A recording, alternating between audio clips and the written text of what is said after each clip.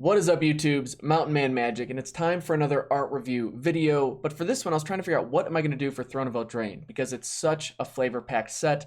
It's awesome. And I was looking at the booster box, and it says on the back, write your epic tale. And I thought, why not just write our own story, our own fairy tale of sorts, with the cards in the set. So thank you to my patrons, first off, for giving me some good ideas and awesome cards to run with.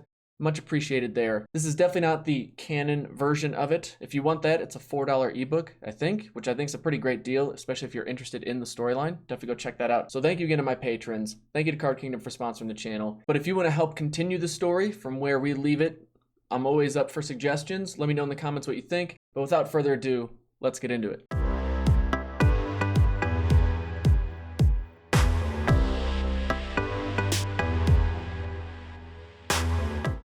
Though long forgotten, the wheel continues to turn, spinning fate from a dusty attic. The thread of the wheel often changes color from white to blue to black to red to green, each representing one of the 5 factions. Though there are 5 factions, Eldraine is a plane largely ruled by the Fae, with one throne uniting all across the realm. Fairies aren't large in number nor in stature. They aren't often cruel nor instigators of conflict. They simply want to keep the peace, or more specifically, their vision of peace. The plane in their eyes is meant to be a place of wild fantasy. Magic, dreams, and imagination are far more important than hierarchies, ownership, and permanence.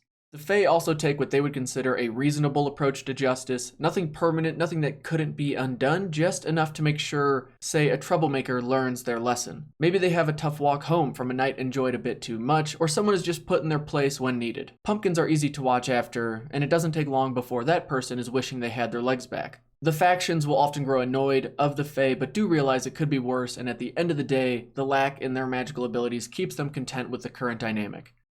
However, each faction does have its own mythical artifact that imbues its holder or controller with magical powers. What unites the Fae, the humans, and all the other tribes is their shared concern over the wild.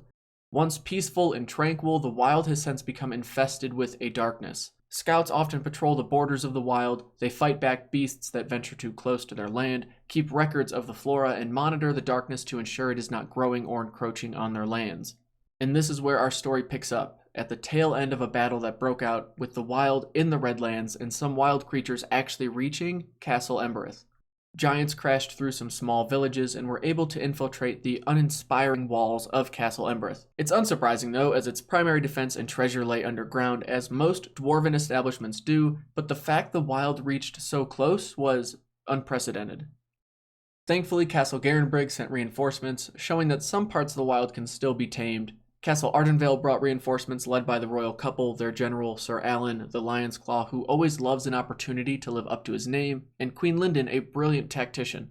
Together they quickly dispatched of the wild invaders. This seemed to be a final effort of the wild in what was a string of attacks across the plain, and with the scouts of each castle reporting the darkness receding, peace would become the new normal.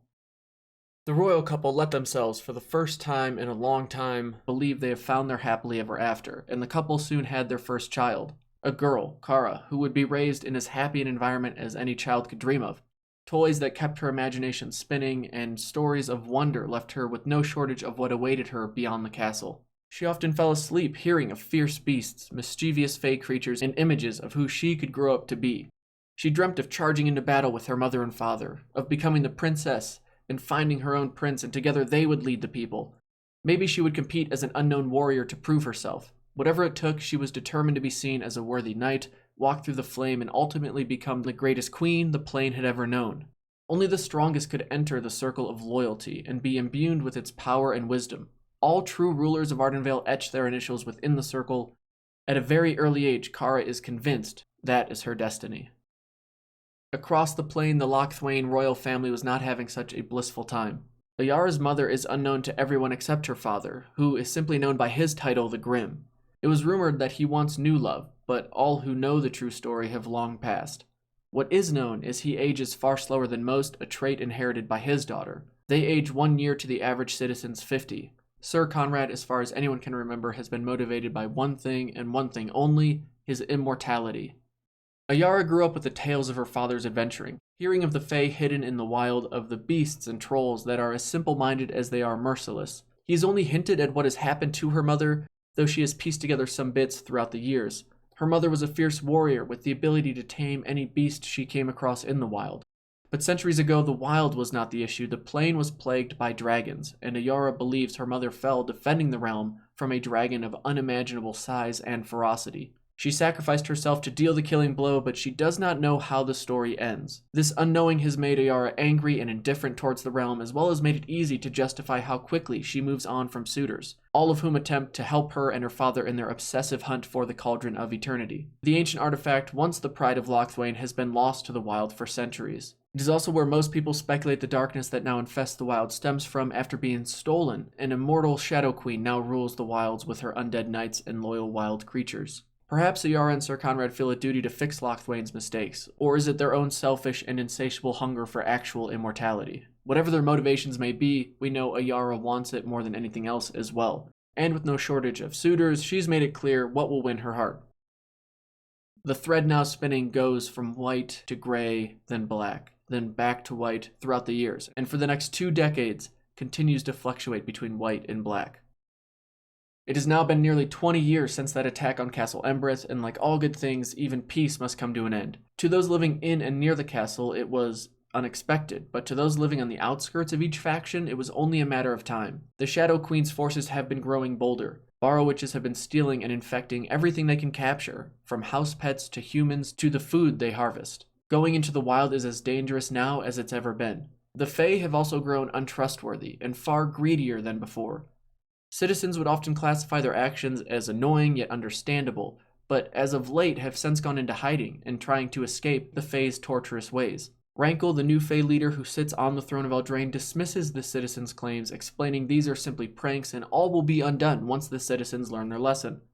Tensions continue to rise as more and more complaints are seemingly ignored. Castle Vantress has been the most frustrated and has tried to compile the happenings into undeniable documentation, but even that is being destroyed by the Fae. Records of any significance or importance are stolen. Even those whose life work revolves around research and knowledge are seeing it destroyed in front of their eyes, all of them helpless to stop the Fae. Worst of all is once harmless pranks like swapping vanilla extract for some magical potion is no longer funny as a famine begins to spread across the plain, affecting each faction. Not to point any fingers, but some ignore the citizens' pleas for help and food, continuing on their obsessive searches for their lost artifact, and celebrating and feasting however and whenever they see fit. Citizens across each report of witches sneaking into the homes of every faction, disguising themselves as concerned neighbors, then poisoning the starving, desperate citizens. As a result, factions have begun joining forces, if for no other reason than to feed themselves. No matter their age, each must do their part and venture into the wild and contribute to finding food. Relying on the kindness of strangers seems to only welcome the most dreadful of outcomes. Back in Ardenvale, as the tensions rise, Kara's parents grow more protective. Kara, who walked through the flames but has yet to be given a title, is now trapped in the castle tower.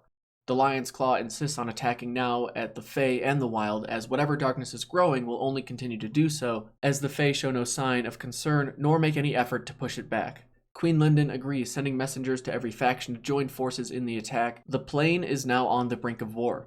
Castle Locthwain sends knights, some of whom seem more eager than others to lead the charge. Castle Embereth has their knights and paladins as well ready to fight, and happy to motivate those beside them. Castle Garenbrig sends the elves, who know the wilds better than anyone, and as the forces begin to assemble, Queen Linden begins to lay out the battle plans of how to travel into the wild and get them as close to the source of darkness as possible.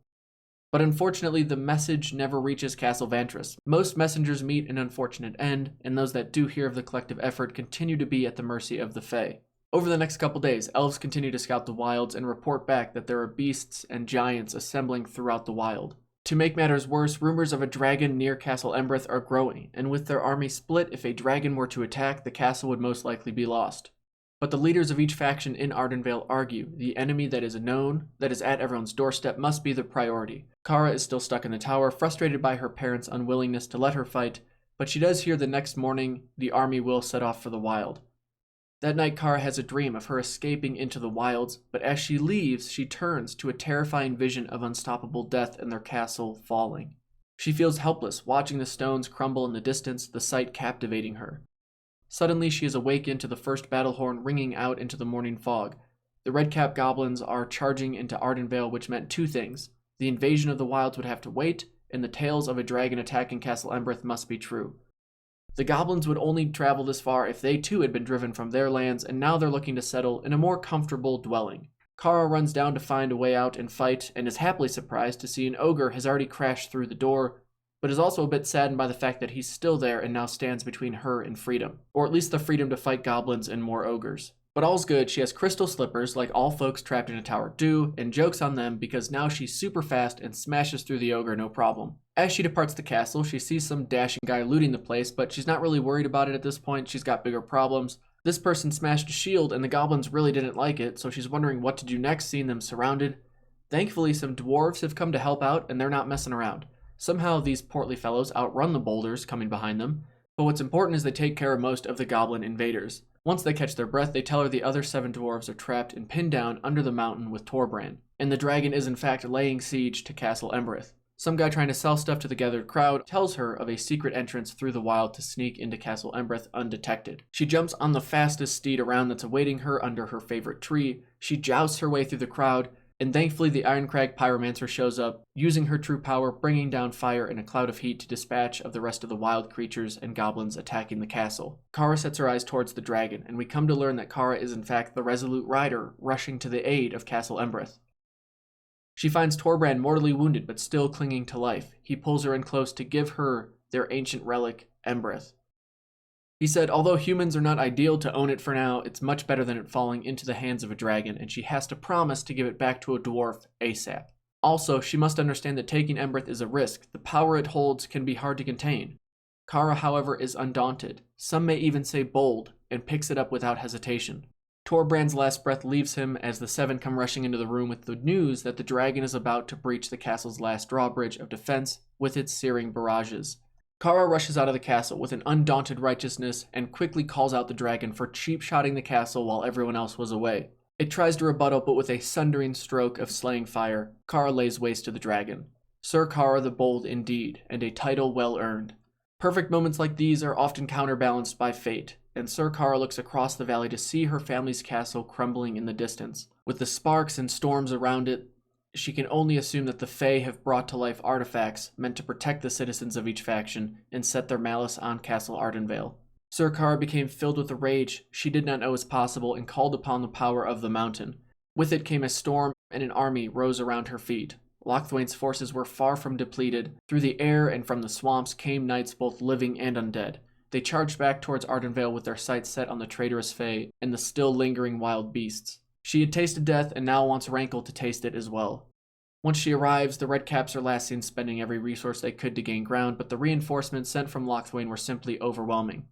As Ardenvale pushes back, outflanking the last of the invaders, a few Fae who were loyal to Castle Vantress emerge from a secret mountain tunnel. They frogify Rankle and show that in desperate times, improbable alliances are certainly not out of the picture. Ayara emerges from the army with Sir Conrad. He asks Kara to come and speak with them as he has some news around the growing darkness that will be of particular interest to both of them. She replies, "That's Sir Kara to you," which he replies with, "That's rather bold of you," to which she replies with, "Exactly." He goes on to explain how Ayara's mother died slaying a dragon, but afterwards Sir Conrad took her body to the cauldron. It granted her immortality, but when she breathed in new life, she was filled with the darkness, the same darkness that fills the wild today. She sent beasts at him, tortured his mind, and ran into the wild, taking the cauldron with her. She is the one controlling the wild to this day, killing and resurrecting knights and recruiting witches for her vengeance. But what vengeance could that be, they both asked.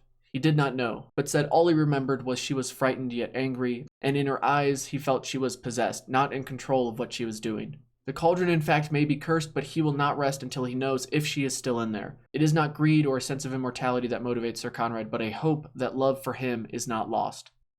Ayara falls silent. She is not a trained warrior. Ayara is not like her mother. But Kara, she is a brave warrior. Sir Conrad explains that he has not ventured into the wild to search for the cauldron himself because if he were to find her, he fears that he would be powerless against the Shadow Queen. So Sir Kara, the Bold, says she will venture into the wild. She will find the truth of the Shadow Queen and what has become of the Cauldron of Eternity. This is where her story, her once upon a time, begins, and this video ends. More, I guess, of a to be continued. So if you want to see part 2, the continuation of this story, let me know in the comments, or if you have suggestions for it, I'm always open to those. Would love to hear your thoughts. Let me know. I gotta say thank you to my patrons for giving me ideas and inspiration and helping me with this, but also being patient because this video took a bit longer to get finished up than I thought, writing the script and getting the cards to line up as they did. But I hope you all enjoyed it. It was a lot of fun to make this. Thank you to my patrons. Thank you to Card Kingdom for sponsoring the channel. Let me know what your favorite card is in the set, flavor-wise. It's been out for a while that you got to play with, or just you love the art and flavor text and whatnot. Thank you so much for watching. We'll see you in the next video. Take it easy. Peace.